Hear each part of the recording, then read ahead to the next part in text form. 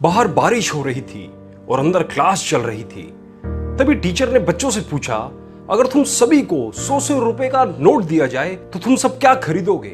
किसी ने कहा मैं वीडियो गेम खरीदूंगा, किसी ने कहा मैं क्रिकेट का बैट खरीदूंगा, किसी ने कहा मैं अपने लिए प्यारी सी गुड़िया खरीदूंगा, तो किसी ने कहा मैं बहुत सी चॉकलेट्स खरीदूंगा। एक बच्चा कुछ सोचने में डूबा हुआ था। तभी टीचर ने उससे पूछा, तुम क्या सोच रहे हो, तुम क्या खरीदोगे? बच्चा बोला, टीचर जी मेरी माँ को थोड़ा कम दिखाई देता है तो मैं अपनी माँ के लिए एक चश्मा खरीदूंगा। टीचर ने पूछा, तुम्हारी माँ के लिए चश्मा तो तुम्हारे पापा भी खरीद सकते हैं, तुम्हें अपने लिए कुछ नहीं खरीदना? बच्चे ने जो जवाब दिया उससे टीचर का भी गला भर आया।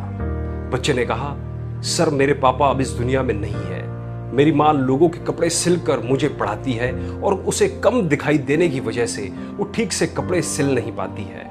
इसलिए सर मैं मेरी माँ को चश्मा देना चाहता हूँ ताकि मैं अच्छे से पढ़ सकूं, बड़ा आदमी बन सकूं और माँ को सारी सुख सुविधा दे सकूं। टीचर, बेटा तेरी सोच ही तेरी कमाई है। ये 100 रुपए मेरे वादे के अनुसार और ये 100 रुपए और उधार दे रहा हूं, जब कभी कमाओ तो लौटा देना। और मेरी इच्छा है तू इतना बड़ा आदमी बने कि तेरे सर पे हाथ फेरते वक्त मैं धन्य हो जाऊं। 20 वर्ष के बाद स्कूल के बाहर बारिश हो रही थी और अंदर क्लास चल रही थी। अचानक स्कूल के आगे जिला कलेक्टर की बत्ती वाली गाड़ी आकर रुकती है। स्कूल स्टाफ चौकन्ना सा रह जाता है, स्कूल में सन्नाटा सा छा जाता है। मगर ये क्या, वह जिला कलेक्टर एक वृद्ध टीचर के पैरों में गिर पड़ता है और कहता है, सर मैं उधार के 100 रुपए लौटाने आया हूं। पूरा स्कूल स्टाफ दंग रह जाता है। वृद्ध टीचर झुके हुए नौजवान कलेक्टर को उठाकर बाजुओं में कस लेते हैं और रो पड़ते हैं। दोस्तों, मशहूर होने पर मगरूर मत करना, साधारण रहना, कमजोर मत बनना। वक्त बदलते देर नहीं लगती। शहंशाह को फकीर और फकीर को शहंशाह बनते देर नहीं लगती है। एक बार 4 मित्र अपने कॉलेज के समय के प्रोफेसर से मिलने पहुंचे। प्रोफेसर अब बूढ़े हो चुके थे। चारों छात्रों को देखकर प्रोफेसर बड़े खुश हुए।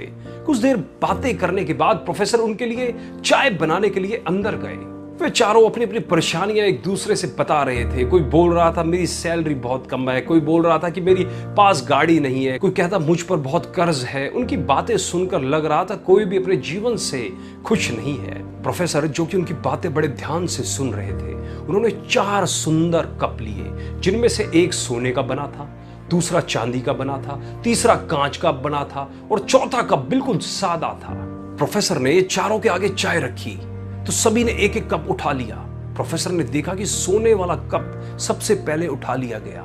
उसके बाद एक ने चांदी का उठाया, तीसरे ने कांच का और चौथे वाले पे सिर्फ सादा कप ही हाथ लगा।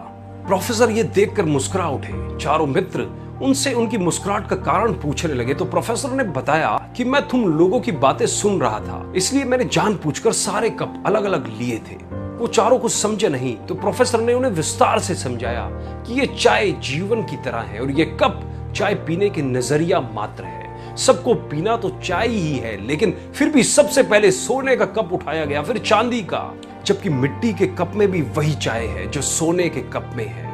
उसी तरह जीवन भी एक चाय है जो सबके लिए सम्मान है। लेकिन लोग कप रूपी सांसारिक चीजों जैसे अच्छी जॉब, अच्छी सैलरी, गाड़ी, बंगला आदि के पीछे भागते हुए सारा जीवन दुख में ही निकाल देते हैं और जीवन रूपी चाय का आनंद नहीं उठा पाते। तो मित्रों, क्या फर्क पड़ता है कि कप मिट्टी का हो या सोने का, पीना तो हमें आखिर चाय ही है। तो उसी तरह सांसारिक चीजों के मोह में क्यों अपना जीवन बर्बाद करते हो? जीवन का आनंद लो, यही इस कहानी की शिक्षा है। दोस्तों, यदि आपको भी ये कहानी अच्छी लगी हो तो हमें कमेंट करके अपने विचार जरूर बताएं और इस कहानी को लाइक और शेयर करना बिल्कुल भी ना भूलें।